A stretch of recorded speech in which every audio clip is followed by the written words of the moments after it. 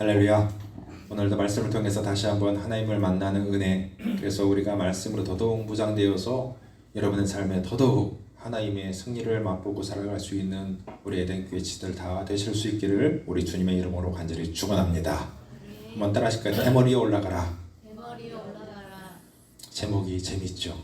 대머리에 올라가라. 오늘 말씀 속에 그대로 나와 있는 제목이에요. 여러분, 엘리사가 지난주에 우리가 생각해보면 여리고에서 하나님의 말씀을 통해서 그 물의 근원을 고쳤던 사건 기억하시죠? 물의 근원부터 하나님이 고치실 때 말씀으로 그 땅에 물이 근원적으로 고쳐지니까 이제 더 이상 거기에 죽음도 또 해함도 없는, 이제 하나님의 나라가 다시 임하게 되어지는, 거룩한 땅에 되어지는 그런 놀라운 역사를 우리가 지난주에 말씀을 통해서 보았습니다. 그리고 나서 이제 엘리사가 어디로 가냐면 본문에 보니까 베델로 올라가고 있습니다. 그가 베델로 가는 도중에 정말 희한한 그 일을 겪게 되는데, 작은 아이들이 베델 성부에서 나와가지고 엘리사를 향하여 조롱하면서 우리가 제목처럼 대머리에 올라가라, 대머리에 올라가라 이렇게 놀려댔습니다. 여러분, 여기서 작은 아이들이라고 표현된 히브리어 나르란 단어는요, 12세에서 한 15세 정도의 아이들을 가리키는 단어라고 합니다. 자, 그러면 12세, 15세면 우리나라 몇 학년 정도 되겠죠? 초등학교 한 5학년부터 중 한 2 정도 되지 않을까요? 그 정도의 나이면 여러분 사리 분별이 되는 나이잖아요. 그렇죠? 분명히 도덕적으로 책임 있는 행동을 할 수 있는 나이라고도 볼 수가 있겠습니다. 분명히 어떤 선악에 대한 충분한 인식력도 가지고 있을 나이들이에요. 그런데 그 아이들이, 이런 나이의 아이들이 달려와서, 수많은 아이들이 달려와가지고 엘리사를 향하여 대머리에 올라가라, 대머리에 올라가라고 조롱했다는 겁니다. 여러분, 낯선 나그네였던 엘리사를 그들이 바라보면서 좀 낯선 땅에 온 그런 나그네라고 한다면 좀 도움을 줄 수 있어야 되겠지만, 이들은 도움을 주기는커녕 오히려 선지자를 조롱하고 비웃는 짓궂은 일을 일삼았습니다. 이것을 볼 때 우리는 뭘 느낄 수 있냐면, 이 베델이라는 땅이 너무나 패역한 땅이 되었다는 걸 생각해 봐야 돼요. 여러분, 아이들이 이 정도의 상태라면 어른들은 어땠을까요? 아이들이 이 정도로 패역했다면 어른들의 상태는 더더욱 심각했을 것입니다. 분명히 어른들이 아이들에게 이런 영향을 주지 않았을까요? 그렇습니다. 그러니까 이 베델 땅이 얼마나 지금 하나님 앞에 멀리 떠나 있고 죄악의 도성이 되었던 이런 상황이었는지를 우리가 짐작해 볼 수가 있는 거예요. 자, 엘리사는 여기에서 아이들에게, 물론 선지자도 하지 말아야 될 어떤 말들을 한 것 같습니다.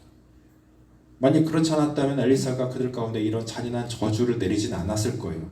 대머리에 올라가라, 대머리에 올라가라, 이렇게 대머리를 놀려야 되는 어떤 장면을 볼 때에, 여러분, 율법에 의하면요, 대머리는 원래 일부러 머리를 다 밀어버리는 이런 것은 율법으로 금지되어 있었습니다. 우리가 삼손의 경우도 우리가 생각해 볼 수 있죠. 머리를 다 밀었을 때 하나님의 영광이 떠나갔던.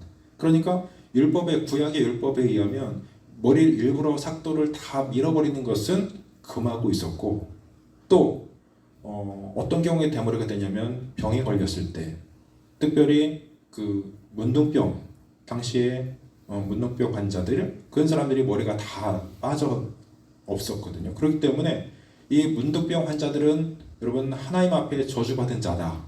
그리고 그들은 천민이라 어떤 그런 인식표가 있었습니다. 그러니까 보면 자기 의도적으로 머리를 밀었거나 아니면 병에 걸려서, 문둥병 같은 병에 걸려서 머리털이 자연적으로 빠졌거나, 이런 경우에 대머리가 될 수 있는데, 또 한 가지 경우가 뭐가 있겠어요? 자연적인 탈모 있을 거 아닙니까? 저도요, 위에 머리가 비어가잖아요. 제가 동생을 만났더니 형은 이제 대머리가 돼가네 이러더라고요. 제가 그 말 듣고 조금 충격을 받았어.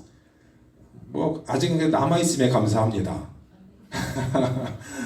자, 그래서 자연적인 탈모, 여러분 이 엘리사의 경우에는 이 세 가지 경우에 어떤 경우에 속할까요?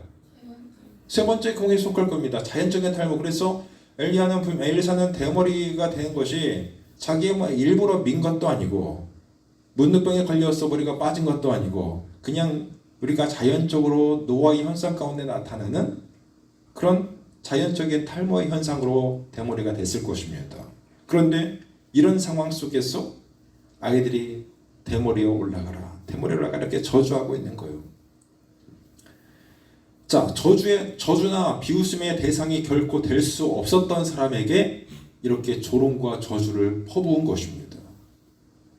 그때 엘리사가 그들을 보면서 여호와의 이름으로 그들을 저주합니다.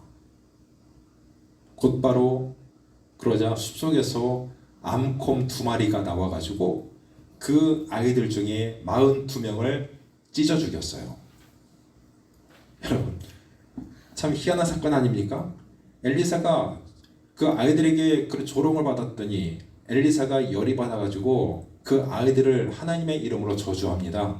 그때 하나님께서 그 엘리사의 저주에 동의하셔서 숲에서 곰 2마리가 나와가지고 아이들 중에 42명을 찢어 죽였다는 거예요. 여러분 이 본문이 좀 이해가 되십니까?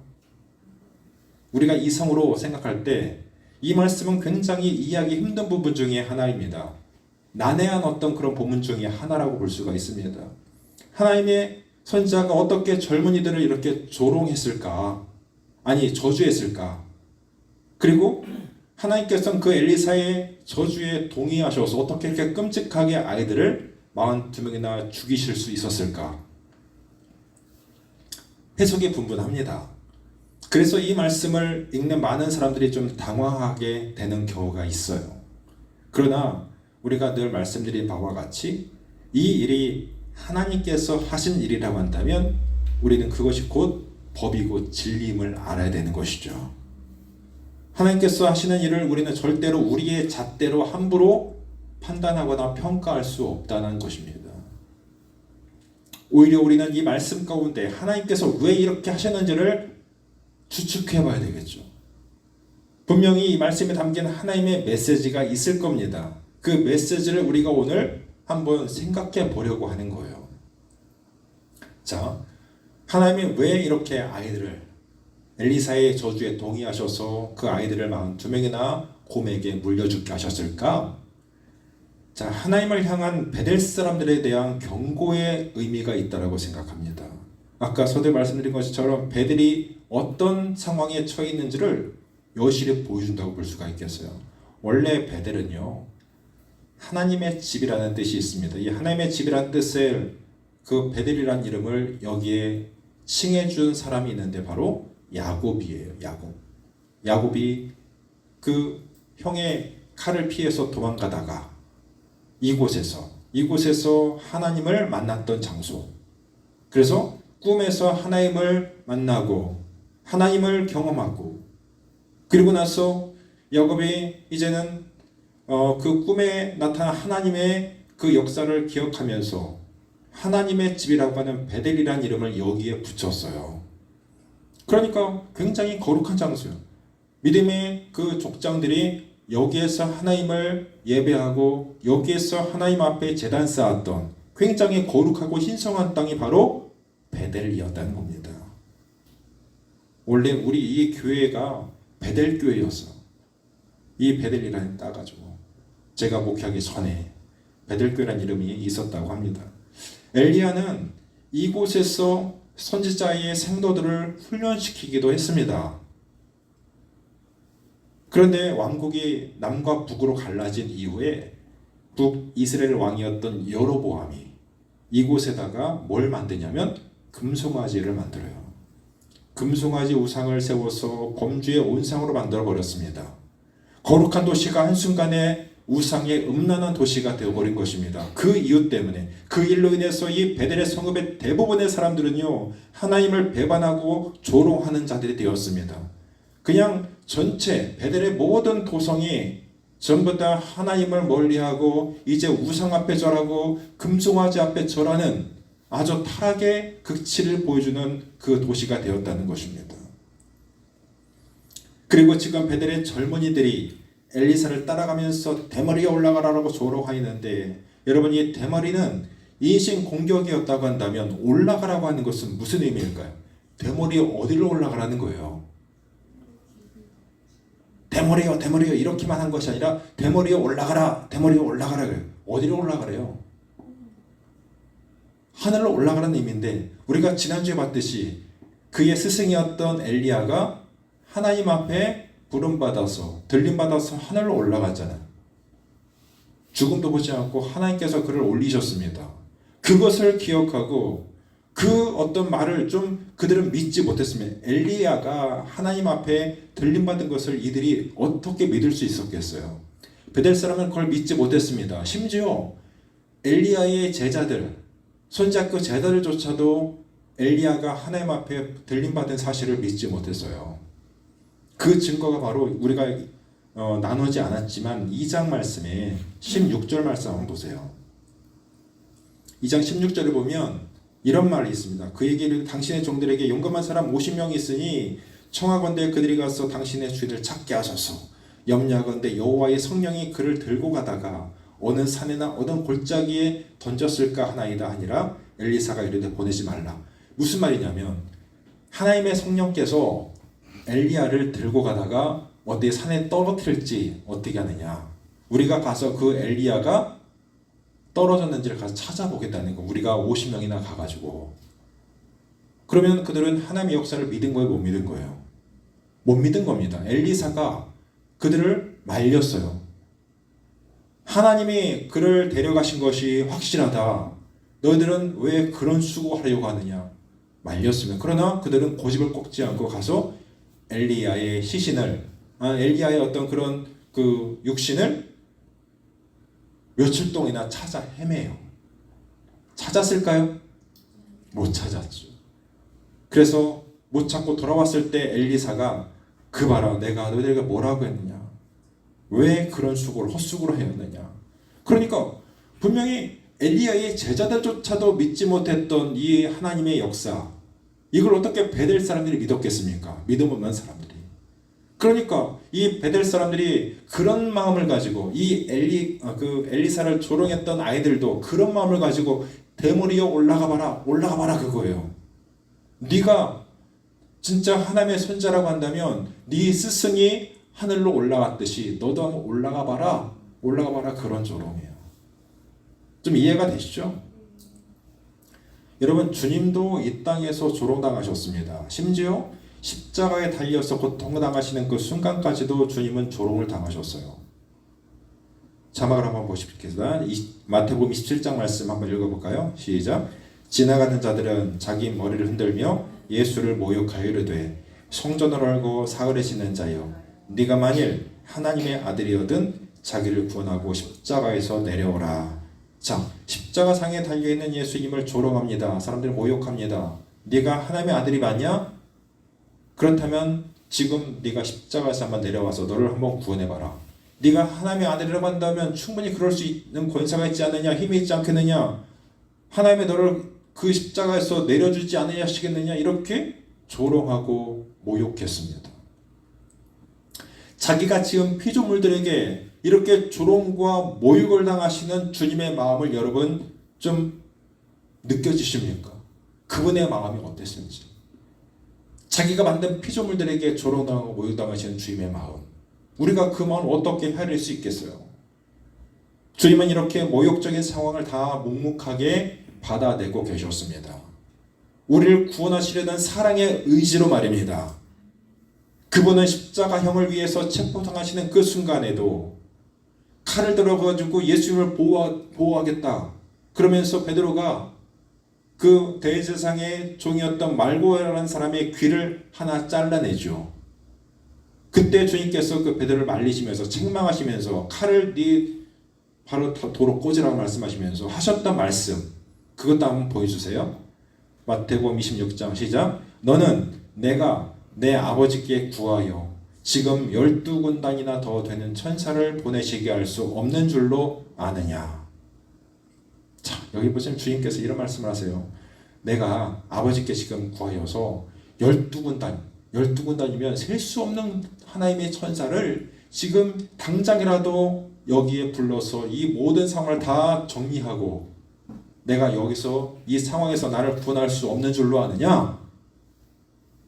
그렇지 못하다. 그렇게 한다면 자기가 가진 권세를 쓰신다면 당장 이 모든 상황을 역전시킬 수 있겠지만 그러나 그렇게 한다면 세상을 구원하시려는 하나님의 계획이 어떻게 이루어질 수 있겠느냐? 이렇게 주님은 말씀하시면서 그들에게 스스로 자기를 내어주시는 잡히시는 주님의 모습을 보는 거예요. 그렇게 하나님이신 그분께서 우리를 위해서 스스로 조롱과 멸시를 당하시고 피조물들에게 십자가에서 못 박혀 죽으심으로 저와 여러분들을 구원해 내셨습니다. 여러분, 예수 믿고 난 이후에 여러분 예수 믿는 것 때문에 이렇게 좀 손해보고 조롱당하신 적이 있으신가요? 여러분도 이런 경험들이 있으신가요?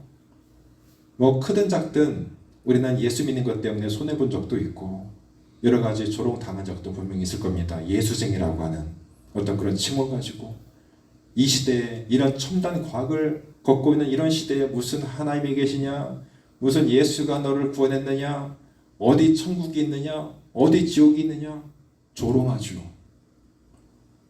왜 그렇게 시간과 물질과 정력을 다 쏟아서 그렇게 네가 교회에 갔다가 충성하느냐?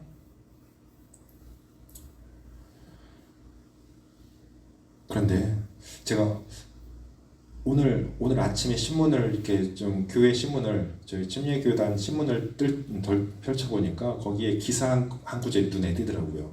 요즘 젊은이들이 젊은 크리스찬들이 젊은 청년 크리스찬들이 자기가 밖에 나가가지고 자기의 어떤 사회생활 중에 자기가 크리스찬이라고 하는 것을 당당하게 드러내는 사람들이 40%도 안 된다는 거예요. 즉 통계상으로 61%가 나는 크리스찬인 것을 감추고 살아간다는 거예요. 무슨 의미겠습니까? 내가 크리스찬인 것을 드러내지 않는 것이 오히려 나의 신상이 더 좋을 것이다. 오히려 내가 손해보지 않으려면 내가 예수 믿는 티를 내지 않아야 되겠다. 이런 마음을 가지고 예수 믿는 청년들이 있다는 거예요. 우리 좋은 자매 선교 형제는 어때요? 당당하게 내가 예수 믿는 청년으로서의 어떤 그런 자부심을 가지고 여러분 친구와 주변에 나의 믿음의 모습을 드러낼 수 있겠어요? 당당하게 우리 밥을 먹을 때도 친구들과 모여서 밥을 먹을 때도 당당하게 주님 앞에 기도하고 밥을 먹을 수 있겠어요? 그럴 수 있어요? 없어요? 아니 그렇게 하고 있어요? 안 해요? 좋은 자매 어때?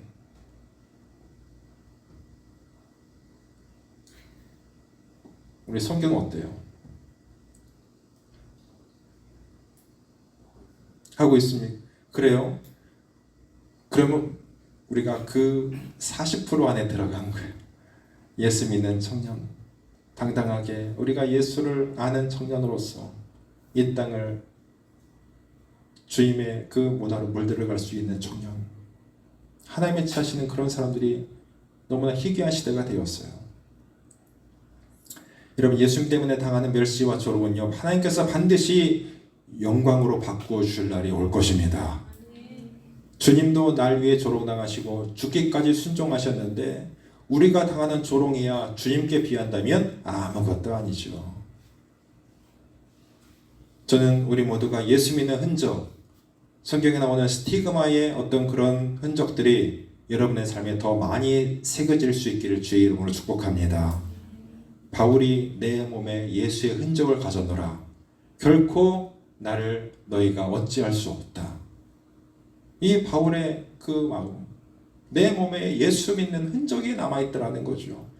매맞은 흔적, 예수 믿은 것 때문에 예수를 증거하는 것 때문에 고통당한 흔적, 감옥에 갇히고 모욕당한 그 흔적들이 나의 몸에 가득 넘쳐나고 있다. 이게 바로 바울의 고백 아니겠어요?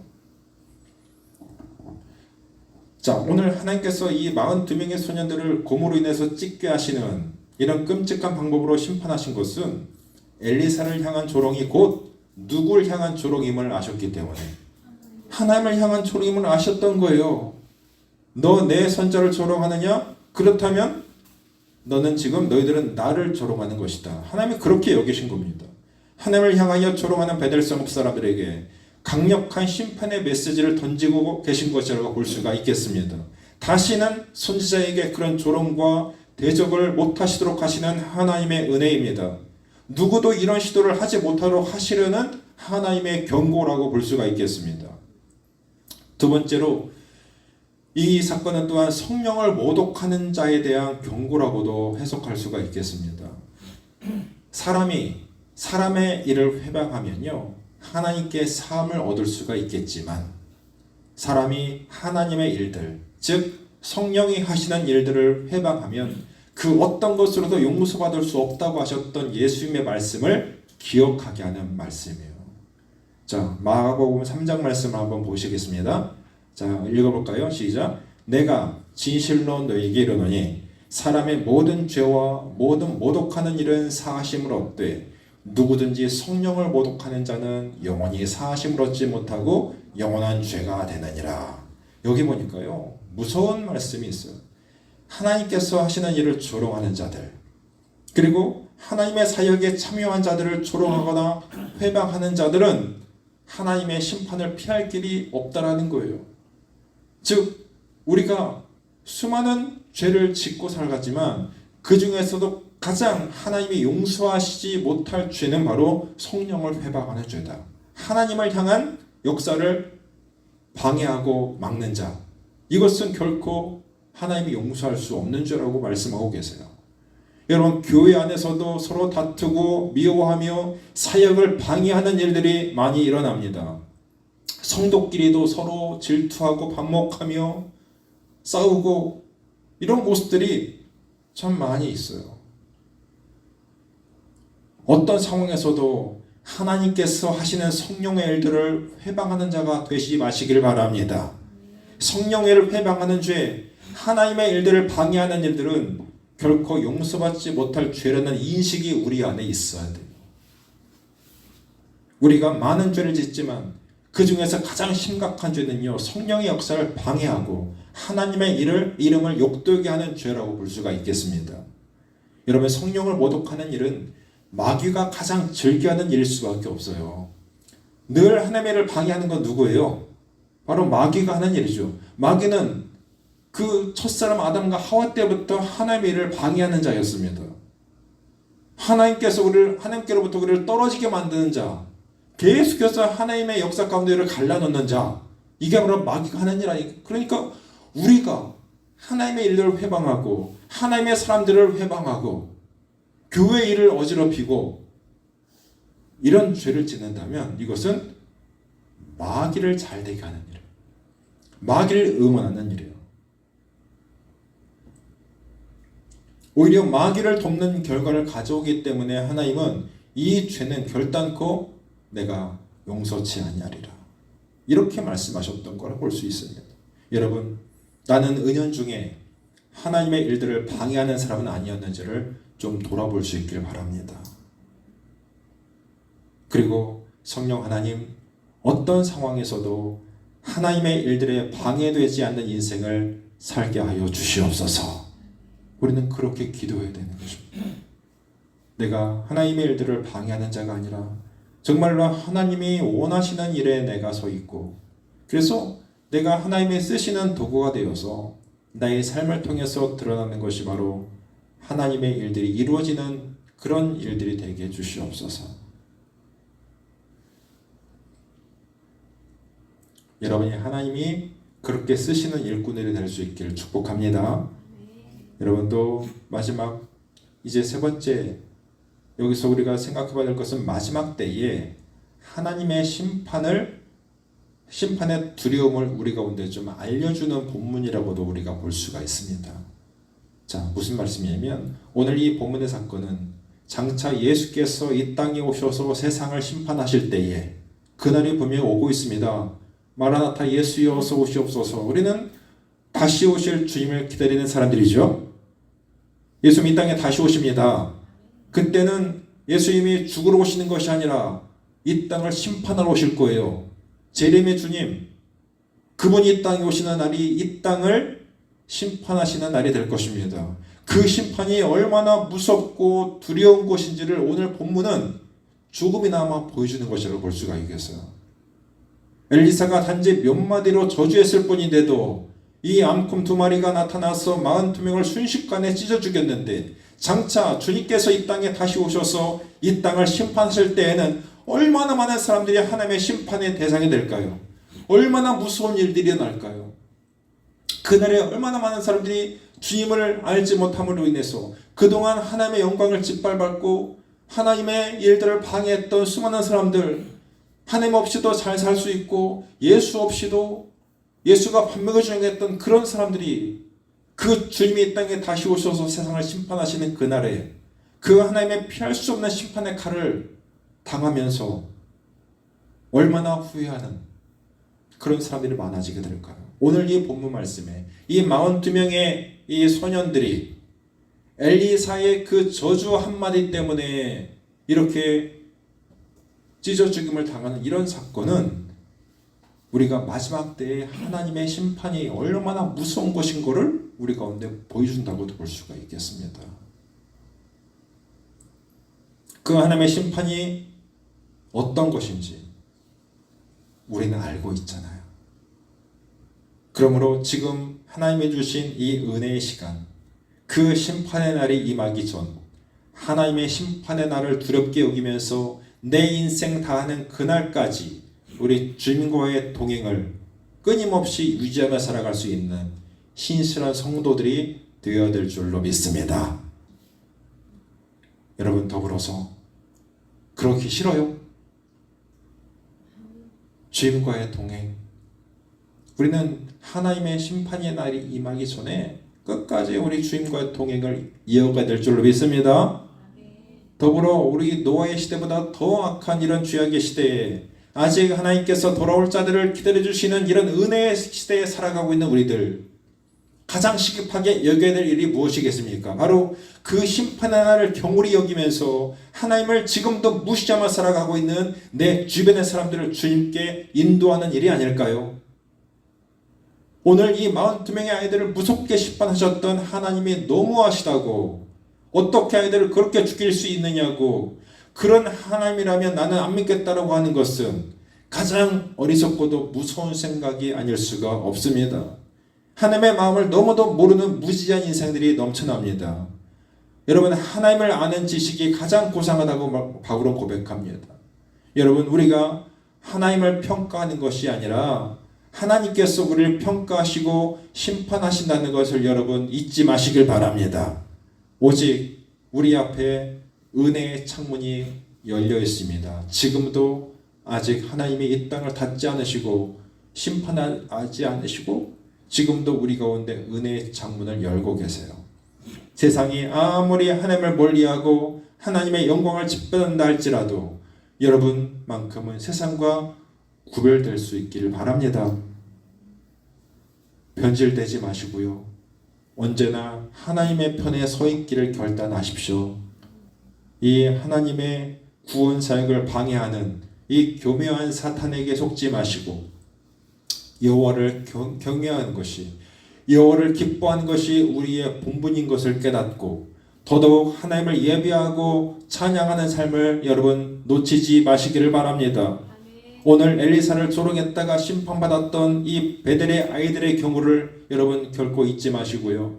사역자나 성도들끼리나 그 어느 누구도 조롱과 저주하는 일에 조심하실 수 있길 바라고요. 또 하나님의 일들을 방해하고 성령의 역사를 회방하는 씻을 수 없는 죄에 속지 않도록 날마다 성령의 전신각주를 입고 마귀와의 싸움에서 날마다 승리하며 살아갈 수 있는 저와 여러분 될 수 있길 바랍니다.